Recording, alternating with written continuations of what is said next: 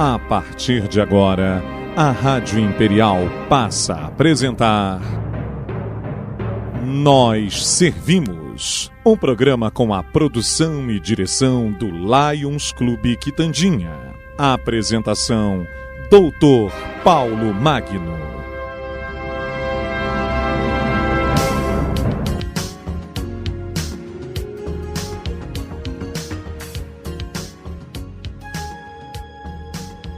Bom dia, ouvintes da nossa Rádio Imperial. Estamos mais uma vez com o nosso programa Nós Servimos, sobre o chancela do Lions Clube Petrópolis Quitandinha no ar.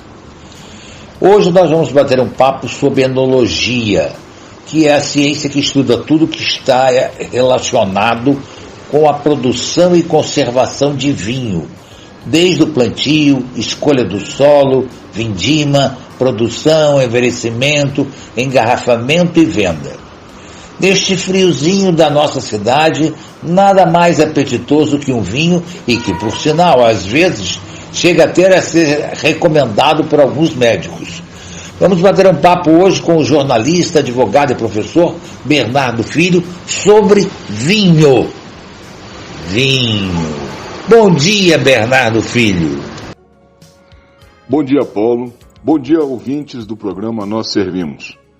Quero agradecer a companhia que nós, Paulo e eu, vamos ter nessa próxima hora, falando a respeito de vinhos, que é um assunto muito interessante, e eu tenho certeza que muita gente tem muita dúvida, ou muitas dúvidas a respeito. Vamos ajudar a, pelo menos, tirar algumas dúvidas da cabeça e tentar responder algumas questões que é normal. Todo mundo que aprecia um vinho tem uma pergunta a fazer a respeito de vinho. Então, Paulo, muito obrigado pelo convite. Fique à vontade, a partir de agora, faça todas as perguntas que você entender por bem fazer. Obrigado. Você que é um estudioso do vinho, que é uma pessoa que conhece profundamente sobre enologia, inicialmente eu gostaria de saber de você como surgiu o vinho no mundo. Paulo, o surgimento do vinho do mundo é talvez uma das grandes questões do mundo do vinho, até hoje não respondida por completo. Se não, vejamos. O Dr. Patrick McGovern, da Universidade da Pensilvânia, fez uma expedição ao Monte Zagros, na antiga Pérsia, hoje Irã, e encontrou nos Montes Zagros cacos de ânforas que tinham nas suas paredes ácido tartárico. O ácido tartárico ele só é encontrado numa única fruta, que é a uva. O que bem prova que se armazenavam nessas ânforas uvas, né? E a partir dali havia uma produção ainda muito primária de vinhos. Ora, esses cacos de ânforas foram levados para a Universidade da Pensilvânia e lá se fez uma datação através de um método físico-químico chamado carbono 14, e esse método deu como resultado de que esses cacos de ânforas datavam de 2.000 anos antes de Cristo. Então nós temos aí já 4.000 anos de história do vinho. Ocorre que a origem do vinho se perde no tempo. E a grande especulação que é feita, e até com uma certa razoabilidade, é que, inicialmente, os primeiros habitantes do mundo eram tribos nômades. Então, essas tribos mudavam constantemente de local em busca de recursos, alimentos e água. Note que uma determinada tribo chegou a um determinado local onde os recursos eram infinitos, em termos de frutas, em termos de alimentos, em termos de caça, em termos de água, e ali se fixou. Especula-se que esse povo que se fixou naquela região, por conta do excesso de recursos, foi atacado, sofreu uma guerra com uma outra tribo. Então, aquela uva autóctone, aquela uva primitiva que já existia no lugar, ela foi deixada em recipientes. Essa guerra, essa batalha deve ter durado um certo tempo e pelo peso da gravidade as uvas de cima foram amassando as de baixo. O que aconteceu? Criou-se um caldo, criou-se um mosto. Ora, como as leveduras estão no ar, as leveduras é o fermento, né, que inicia a fermentação, que é a transformação dos açúcares da uva em álcool etílico, gás carbônico e uma centena de outros componentes. Como as leveduras estão no ar, aquele mosto se tornou vinho, se tornou uma bebida alcoólica. Aí alguém experimentou, chamou o vizinho, chamou o amigo, etc e tal, e a partir daquilo ali passaram a esmagar uvas e deixá-las com o tempo fermentando, né, deixando passar algum tempo, para então a produção de vinhos. Isso é o que se tem como uma história não confirmada, mas até que bastante plausível. A enologia é uma ciência. Mas o que é um enólogo? É verdade que tem faculdades na França e na Itália de enologia? Paulo, enologia é o estudo do vinho. Eno provém da palavra grega oinos, que quer dizer vinho, e logia de logos, estudo, tratado, né? Portanto, estudo do vinho. Com relação a quem faz esse estudo, são pessoas, após formadas, chamadas de enólogos. O enólogo é o responsável pela produção e conservação do vinho. É aquele químico que acompanha a produção do vinho desde o esmagamento da uva até o engarrafamento e a sua guarda. Já com relação ao que você me perguntou sobre as faculdades de enologia, sim, nós temos faculdades na França, na região de Bordeaux, na França, na região da Borgonha. Nós temos faculdades de enologia também em Portugal, também na Itália, também na Alemanha, na Austrália, nos Estados Unidos, em Mendoza, aqui na Argentina, nosso vizinho, que é uma faculdade de enologia muito importante. Temos no Uruguai e temos no Brasil em vários locais, em Bento Gonçalves, em Pelotas, e até em Petrolina, no Nordeste brasileiro, tem uma faculdade de enologia. As faculdades de enologia hoje estão espalhadas praticamente pelo mundo inteiro, porque o vinho sofreu um boom nos últimos 40 anos e a necessidade de profissionais para atuarem no mundo do vinho, para atuarem na fabricação do vinho, é uma crescente. E em função disso, o próprio mercado exigiu a abertura desses campos universitários, dessas faculdades voltadas para a enologia e voltadas para o vinho. Ô Bernardo, o enólogo é o responsável por transformar a uva em vinho e pode ser considerado o pai do vinho. Quais são os tipos de uvas que existem? Paulo, conforme você bem falou, o enólogo, aquele que faz o vinho, pode ser considerado o pai da criança, sim.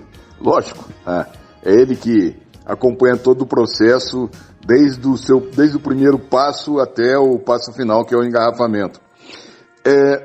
Com relação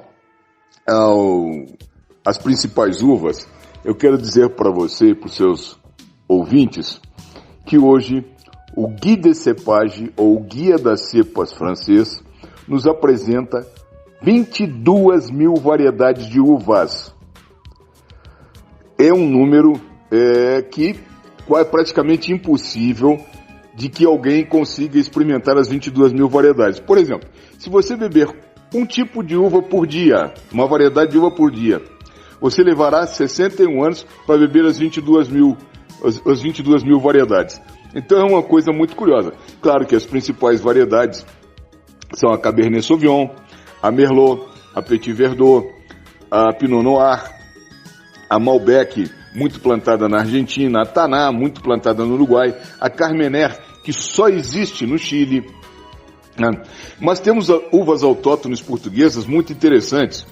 É o caso da Maria Gomes, que é uma uva branca muitíssimo interessante.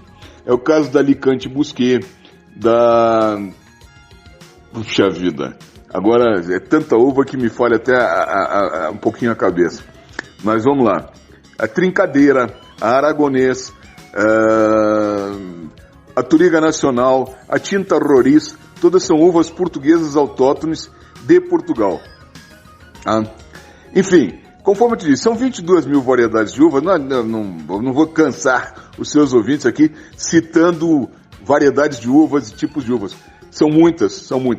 E é uma questão de gosto pessoal de cada um. Por exemplo, na Espanha, a uva mais plantada é a Grenache. Só que a Grenache francesa, ela na Espanha, usa o nome de Grenache, tá? Ou Garnacha. É mais usado até Garnacha. E é uma uva que uvas mudam de nomes dependendo dos locais. Tá? Vou te dar um exemplo claro aqui. A uva Zinfandel, na Califórnia, na Itália ela é chamada, na região do Vêneto, de uva primitivo. Então, primitivo é a mesma uva Zinfandel, que nos Estados Unidos recebeu outro nome. Então, não só as 22 mil variedades de uvas, como também a multiplicidade de nomes que uma mesma uva adquire, adota em cada país, que cada país adota, entendeu? Esse é um aspecto muito interessante. E qual é a melhor uva? Isso é gosto pessoal de cada um, tá bom? O que vem a ser vinhos jovens e vinhos de guarda? Uns são mais caros que os outros? Paulo, essa pergunta do que vem a ser vinho de guarda e vinho jovem, eu tenho certeza que é uma dúvida muito grande na cabeça de todas as pessoas. Por quê? Antigamente se dizia que quanto mais velho o vinho, melhor era o vinho. E isto é uma grande mentira, uma grande falácia, por incrível que pareça. O que existem são vinhos jovens assim chamados porque devem ser consumidos jovens, e vinhos de guarda, que são vinhos de alta tanicidade e que precisam sim de um envelhecimento na garrafa para ficarem prontos para se beber. Os vinhos jovens, e eu digo para você que dos 6 milhões de rótulos de vinhos que existem no mundo, os vinhos jovens hoje compreendem nada mais, nada menos do que 99,8% de todos os vinhos produzidos no mundo. Ou seja, são vinhos jovens para serem consumidos jovens. Os brancos, no máximo até 2 anos da sua elaboração, e os tintos, no máximo até 5 anos. Depois disso, eles avinagram, eles morrem. Ou com relação aos vinhos de guarda, ou os vinhos de longa guarda, são vinhos com uma alta tanicidade, ou seja, com muito tanino no seu corpo, muitos taninos, e são vinhos que requer uma microoxigenação que leva anos e anos, e ela é feita através das rolhas. O oxigênio penetra e vai amaciando o vinho, tirando aquela adstringência que muita gente erradamente chama de rascância. Não existe essa expressão rascância, não existe essa história de vinho rascante, não. O vinho é adstringente, ou seja, ele tem excessos de taninos e por isso ele dá essa sensação de adstringência na garganta. Então, vinhos jovens são vinhos para serem consumidos jovens, e vinhos de guarda são vinhos que requerem um certo cuidado, uma guarda mais prolongada até eles ficarem prontos para serem sorvidos, para serem bebidos, ok? Você quer acrescentar algo a respeito do valor do preço dos vinhos? Na pergunta anterior, Paulo, eu fiquei te devendo parte da resposta que você me perguntou com relação a diferenças de preços entre os vinhos jovens e os vinhos de guarda. Obviamente, os vinhos de guarda são vinhos que tiveram uma elaboração mais acurada, né, mais trabalhosa e, portanto, custam efetivamente bem mais do que esses vinhos jovens, esses vinhos do dia a dia. Isso aí é uma coisa muito tranquila. Bom, você me perguntou também, peraí. Quais as dicas para a guarda de um vinho e o seu tempo de vida? Dicas para a guarda de um vinho. Vamos lá. Existe um livro chamado O Sentido do Vinho. É um livro até que eu recomendo esse livro, porque ele desmistifica uma série de, digamos assim, bobagens que são cometidas no mundo do vinho. O nome do livro é O Sentido do Vinho. Vinhos jovens, vinhos para serem consumidos jovens, ou seja, no máximo até 5 anos da sua elaboração os tintos, como já dissemos, e 2 anos os brancos, eles não requerem grandes cuidados de guarda e de conservação.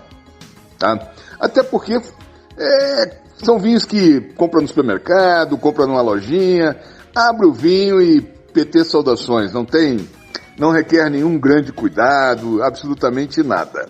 Né?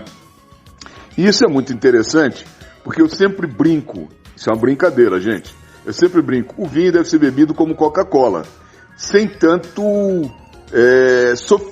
sofisticação que querem dar ao vinho, não é por aí, sabe? O vinho foi feito para alegria, para bater papo, para conversa, para unir pessoas, para sociabilizar e para dar prazer e acompanhar alimentos. E não é buscar no vinho uma guarda especial, um vinho jovem. Não, vinho jovem não requer nada disso.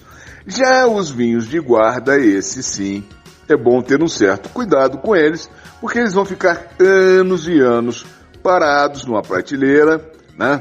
Fazendo a sua microoxigenação, como já explicamos, através da rolha, o oxigênio entrando, amaciando os taninos, deixando o vinho mais redondo, enfim. Esses requerem um cuidado de guarda um pouco maior. Se for possível, né, em uma adega climatizada, né, numa temperatura ideal de guarda, que nos tintos varia entre 8, 12, até 18, até 17 graus. Isso aí depende muito da localização, depende muito das condições de ambiente, depende muito de país e varia de país para país. Então a guarda é uma coisa tranquila, cada um faça a sua do jeito que achar melhor. A dica é, não mexa no vinho enquanto ele está repousando, enquanto ele está envelhecendo. Apenas isso. O que é um sommelier? Para se tornar um sommelier, é necessário até mesmo fazer cursos, não é verdade? Paulo, você agora está me dando uma oportunidade de desmistificar uma grande lenda urbana. Vamos lá. O que é um sommelier? Nos idos de 1500, os príncipes da Europa brigavam entre si. Então o príncipe de Nápoles brigava com o príncipe de Verona, com o príncipe de Nápoles, com o príncipe de Milão. Quando o príncipe ia para a guerra, tinha que levar o quê? A comida e a bebida do príncipe, que não era a mesma comida e bebida dos soldados. A comida e a bebida do príncipe se chamava somme em francês e soma com 2 M's em italiano. E o guardião, o segurança da comida e da bebida do príncipe, era o sommeliere, ou o sommelier em francês, sommeliere em italiano. Note que, além dele ser o segurança da comida e da bebida do príncipe, ele ainda tinha um papel fundamental, que era de experimentar a comida e a bebida do príncipe antes do príncipe fazer a refeição e sorver o vinho. Por quê? Se o segurança morresse, a comida estava envenenada. Bom, chegamos ao advento de 1789, com a Revolução Francesa, acabaram-se os principados, né? E a figura do sommelier e do sommelier deixou de existir na sua função, que era experimentar a comida e a bebida dos príncipes, dos nobres, e porque depois da Revolução Francesa, com o fim dos principados, emergiu uma nova classe, os burgueses. Os burgueses, nos seus castelos, nas suas mansões, mantiveram a figura do sommelier, a figura do sommeliere, apenas por vaidade para imitar os antigos nobres. Eles não tinham mais a função de experimentar comida. Eles passavam a tomar conta da adega e da despensa dos nobres. Apenas isso. Bom, passados mais de 200 anos, alguém descobriu essa historinha e apelidou aquele garçom que faz o serviço do vinho no restaurante de sommelier, né? Que serve o vinho ao cliente, dá sugestões de rótulos, cuida da adega do restaurante e tudo mais. Passou a ser chamado de sommelier, né? Então, por que eu estou contando essa história? Porque eu acho uma história típica e interessante de uma transformação de uma função em outra função e depois ainda em uma nova função, que é hoje, como nós conhecemos, aquela pessoa que faz o serviço do vinho no restaurante, que é conhecida como sommelier. E com relação a cursos?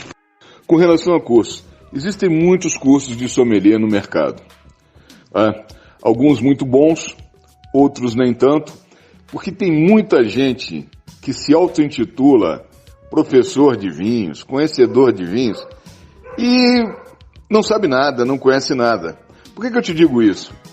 Olha, eu estudo vinhos há aproximadamente 50 anos. E ainda tenho muito que aprender. Então, às vezes eu vejo gente que tem 1, 2 anos, 3 anos, aprendeu, fez um cursinho na internet, se intitular sommelier, se intitular conhecedor de vinho. Quando me perguntam o que eu sou, eu digo eu sou apreciador de vinhos. Ponto e acabou. Bem, ouvintes, vamos fazer um pequeno intervalo para os nossos comerciais e voltamos já para o nosso segundo bloco. Estamos apresentando Nós Servimos, um programa do Lions Clube Quitandinha e a apresentação de Dr. Paulo Magno.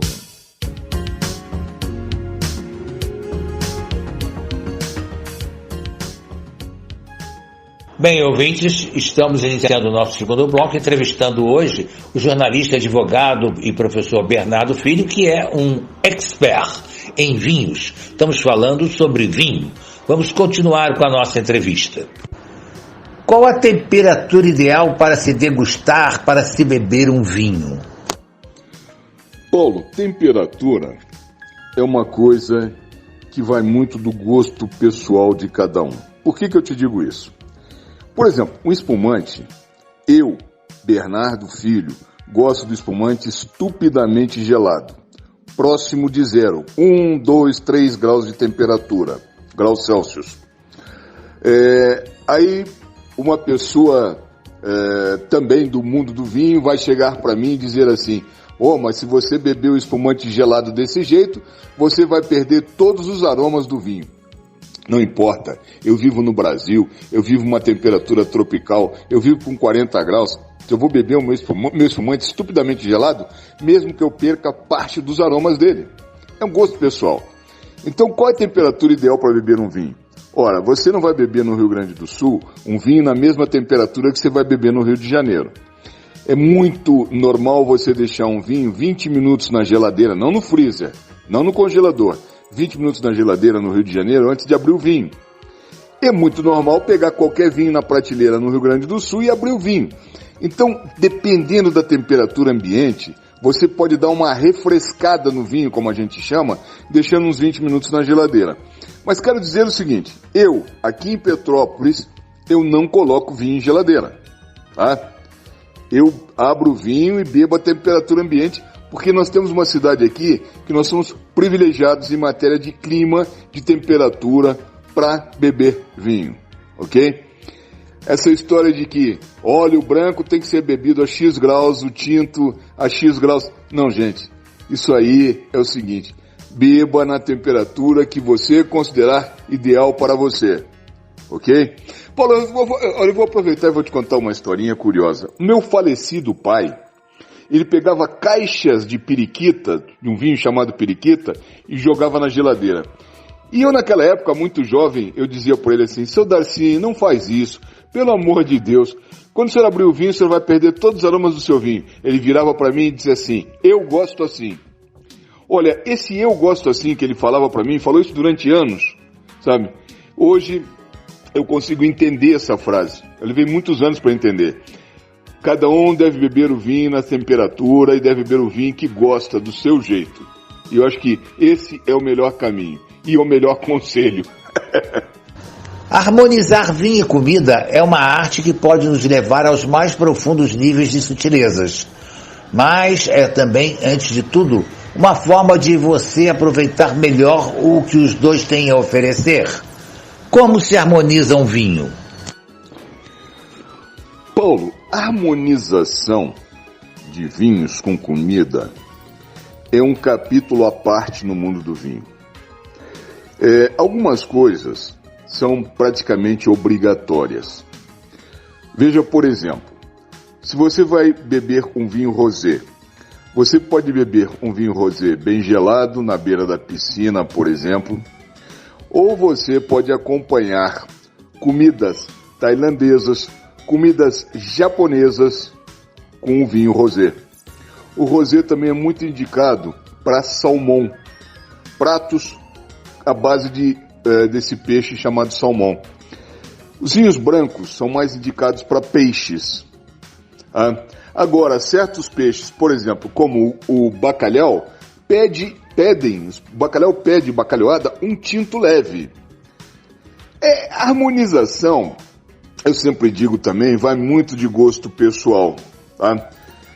Se vai chegar em Portugal, eles vão te dar normalmente, para acompanhar o bacalhau, um branco untuoso. O que é um branco untuoso? É um vinho branco de mais corpo, muitas vezes um vinho branco que passou por barricas, ou seja, teve uma evolução nas barricas de carvalho, tá? E isso num determinado restaurante. Aí você vai no outro restaurante, aí o sommelier do outro restaurante te recomenda um tinto para acompanhar o mesmo bacalhau. A harmonização requer uma certa flexibilidade mental, sabe? Acompanhe sua comida com aquele vinho que você mais gosta. Agora, por exemplo, eu vou comer um churrasco. Bom, eu preciso de um vinho um pouco mais tânico, né, para ajudar na digestão das gorduras do churrasco. Aí eu vou procurar um Malbec, eu vou procurar um Taná, né, eu vou procurar um Cabernet Sauvignon para acompanhar o churrasco. Mas eu gosto de churrasco com Carmener. Coma o seu churrasco com a uva Carmener. Não tem problema nenhum. Eu sempre digo, a satisfação pessoal acima de qualquer coisa. Existem alguns alimentos de difícil harmonização, como sopas, por exemplo, né? Pratos à base de ovos são pratos de difícil harmonização. Verduras, em geral, saladas, são difíceis de harmonização, né? E sobremesas. A maioria das sobremesas de chocolate, elas têm uma certa dificuldade de harmonização com vinhos. Mas eu digo que o vinho do Porto, que é um vinho licoroso fabricado em Portugal, o vinho do Porto acompanha muito bem qualquer sobremesa de chocolate ou com chocolate. Então a harmonização também vai muito do gosto pessoal de cada um. Preferir um vinho suave a um vinho seco pode ser uma pessoa não apreciadora de vinhos? Paulo, em primeiro lugar, a gente tem que diferenciar o que é um vinho suave de um vinho fino de mesa. Tá? O vinho suave, ele é elaborado com uvas vites lambruscas ou vites americanas, que são primas das vitiviníferas dos vinhos finos de mesa. As vites lambruscas ou vites americanas, elas são essas uvas que você encontra normalmente na feira para consumo in natura. É o caso da Bordeaux, da Niágara, da Isabel. A Isabel, por sinal, é a uva mais plantada no Brasil. Essas uvas é que fazem esses vinhos tinto suave, ou até o branco suave. São uvas diferentes das uvas vitiviníferas, tá? Elas são maiores, as vitiviníferas são menores.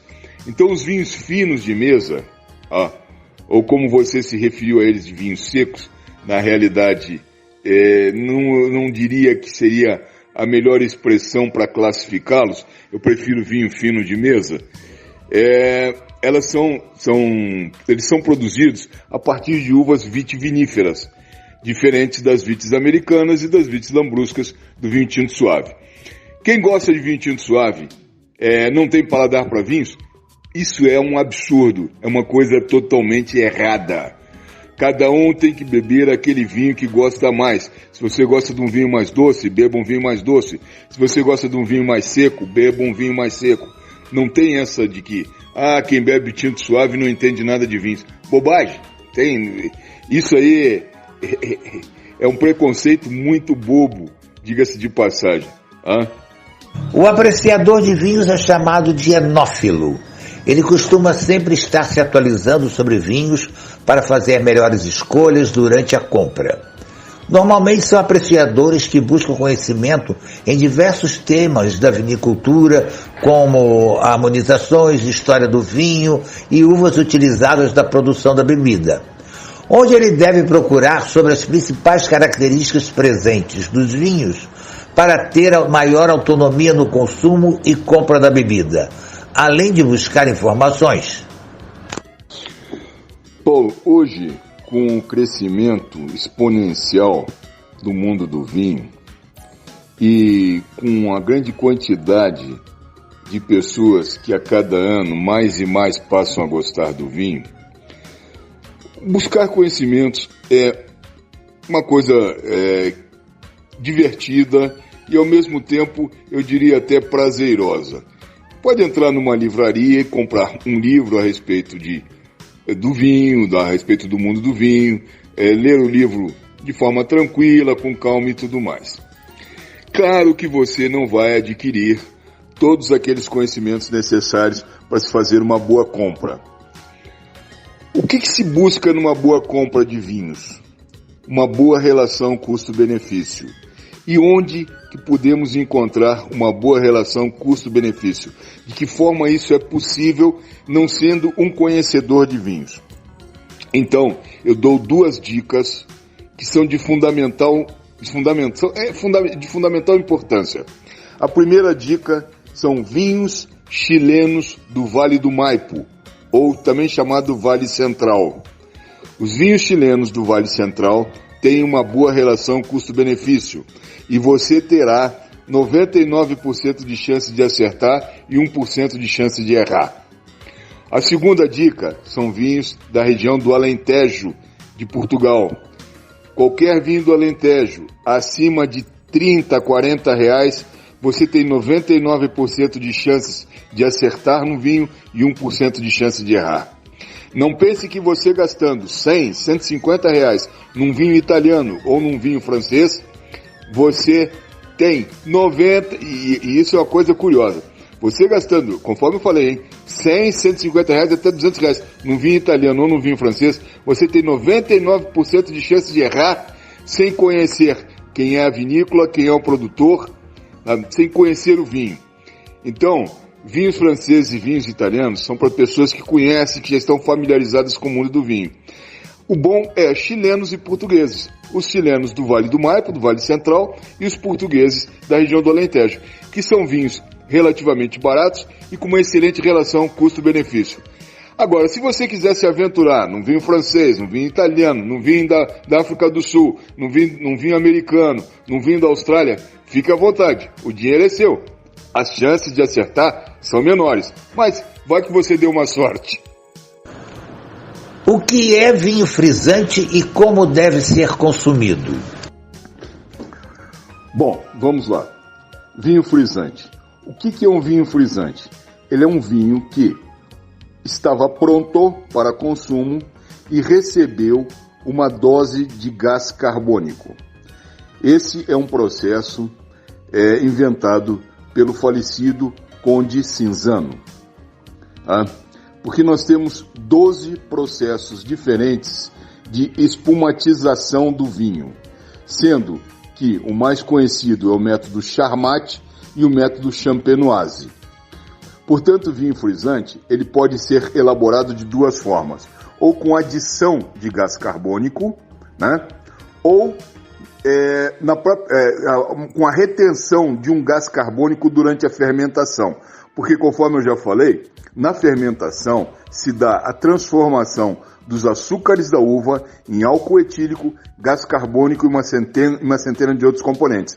Então essa retenção de gás carbônico vai tornar também o vinho frisante. São as 2 formas de se fazer o vinho frisante. Como consumir um vinho frisante? Mais gelado possível, pelo menos é o meu gosto pessoal. O vinho frisante tem que ser bebido gelado. Tem diferença entre o vinho frisante e o vinho espumante? O Prosecco é um espumante, não é? As diferenças entre um vinho frisante e um vinho espumante é que o vinho frisante tem uma dose menor de gás carbônico que um espumante. Tá? Conforme eu te falei, nós temos 12, e eu falei agora na tua resposta anterior, nós temos 12 métodos de espumatização. O método champenoise ou tradicional, o método Charmat, né? E uma série de outros métodos de espumatização. Tá? Basicamente, a diferença entre um e outro é a quantidade de gás carbônico. Na resposta anterior, você me perguntou se o Prosecco era um espumante. Prosecco é uma uva, e da uva Prosecco se faz o espumante Prosecco, tá? Que, diga-se de passagem, é um espumante delicioso. O champanhe é um vinho diferente do espumante e do frisante, certo? Muitas pessoas chamam a champanhe, não é o champanhe.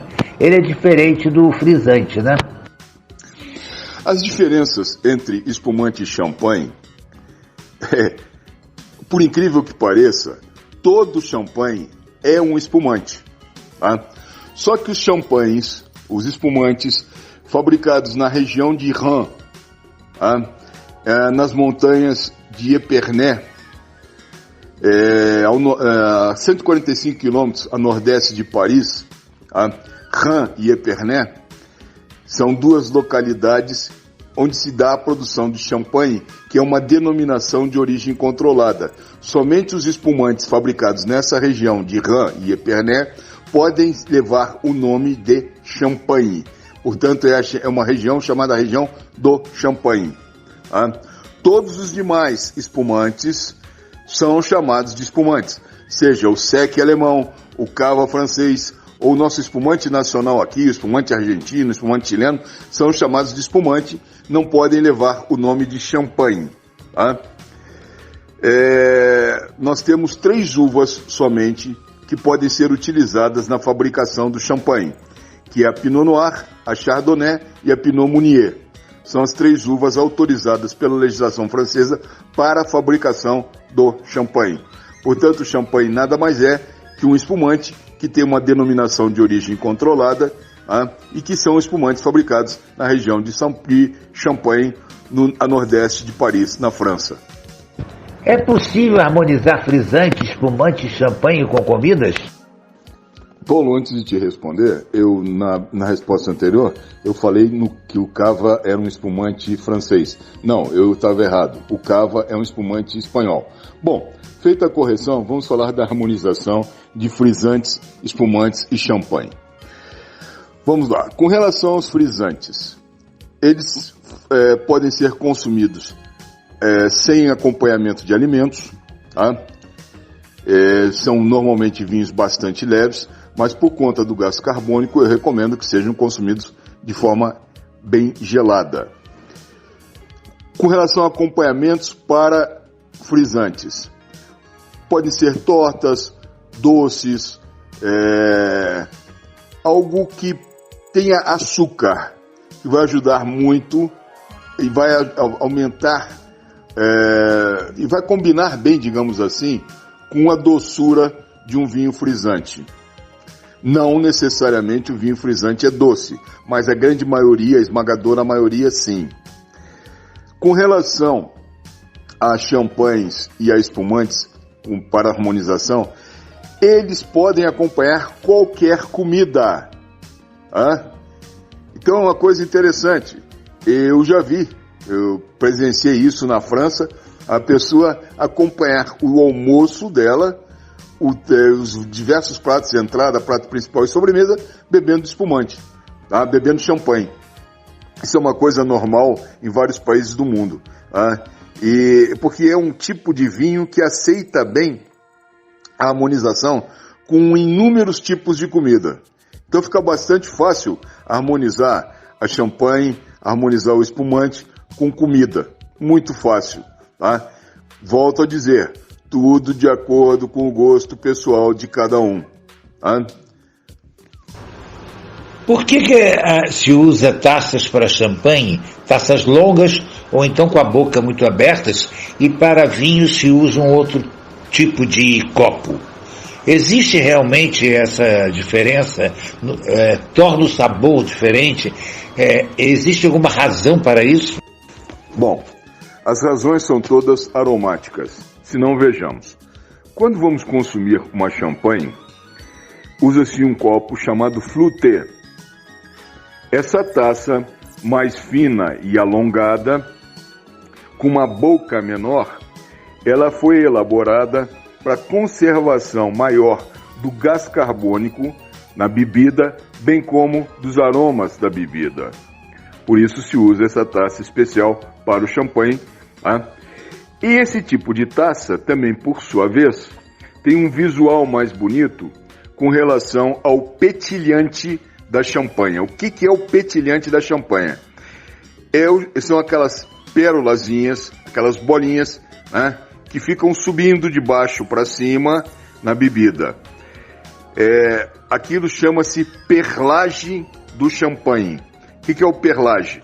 Perlage é uma expressão que vem de pérolas, pearl em inglês, P-E-A-R-L, né, pérolas, pearl. E então essas bolinhas, quanto menores as bolinhas e quanto maior a quantidade delas, melhor é o espumante. Então a gente verifica isso através do flute, através dessa taça especial para espumantes. Com relação a vinhos, nós temos a taça Bordeaux, a taça Borgonha, a taça Mosel, para vinhos da Mosela. Nós temos diversas taças diferentes para um melhor aproveitamento dos aromas também. Você note, por exemplo, que a taça de Bordeaux se aproxima mais da taça parecida com a taça do conhaque. Ela é mais bujuda.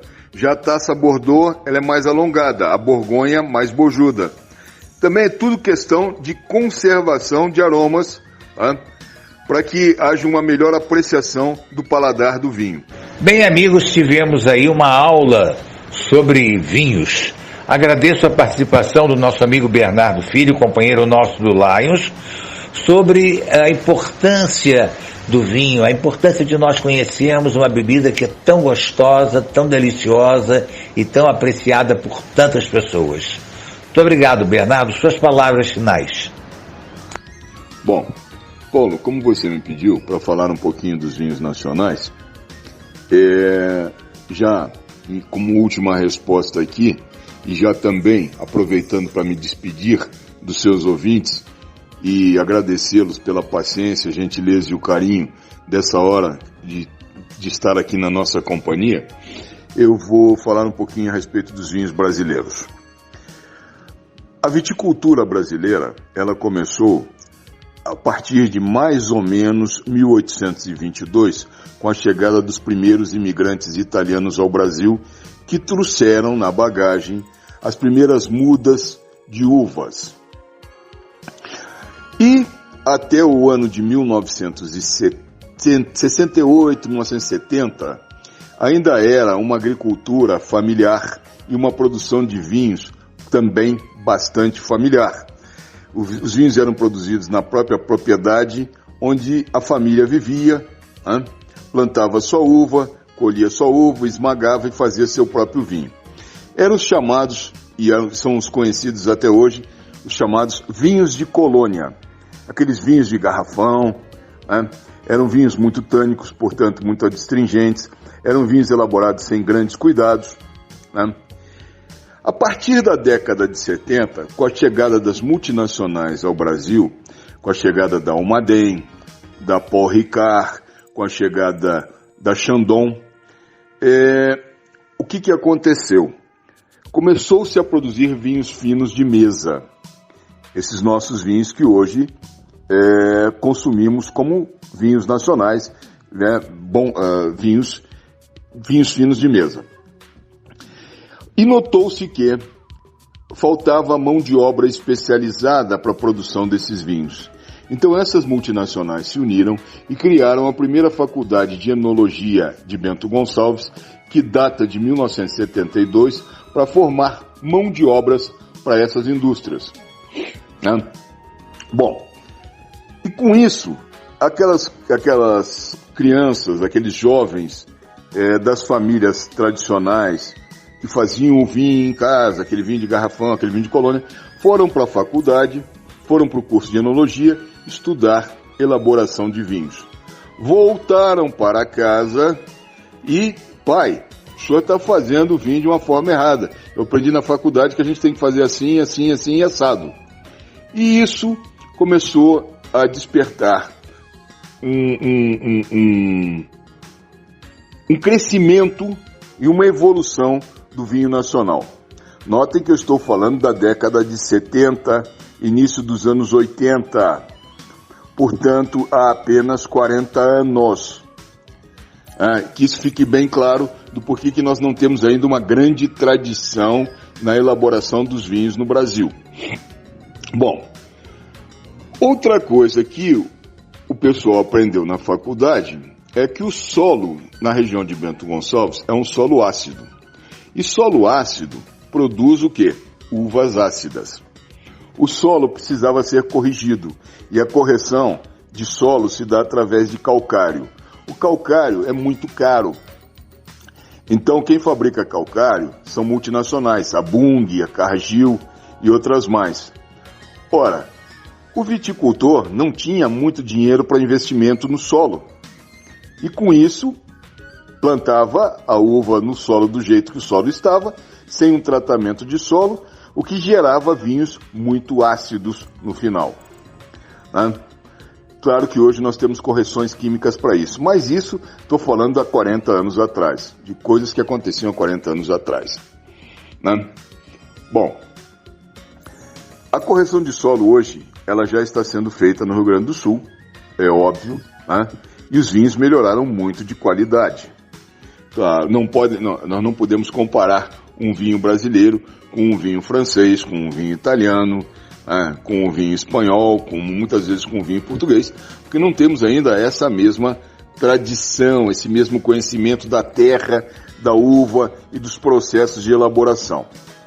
São coisas que virão com o tempo, tenho certeza disso, mas ainda nos falta um longo caminho a percorrer. Não bastasse isso, nós temos em Bento Gonçalves um clima não muito propício para o plantio da uva, que é o excesso de chuvas. Quando chove muito, na época da floração, caem todas as flores, da parreira, da vinha, e com isso demora mais um tempo até uma nova floração, o que atrasa a colheita lá na frente. Então as chuvas também atrapalham bastante. Uma chuva perto da colheita, a uva, para se proteger do vinho, ela consome açúcar. Ela consumindo açúcar, ela se torna mais ácida. Ora, o solo já é ácido se não teve correção. E aí nós temos vinhos totalmente desarmônicos, vinhos excessivamente ácidos, porque excesso de acidez é defeito no vinho. Porém, por outro lado, para uvas brancas, a acidez é uma coisa boa. Por quê? O que se espera de um vinho branco é que ele dê uma agulhada na língua, ou seja, ele tem que ter acidez.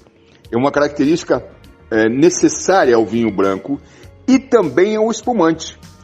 Por esse motivo, o espumante nacional é hoje o segundo melhor espumante do mundo, só perdendo para o champanhe francês.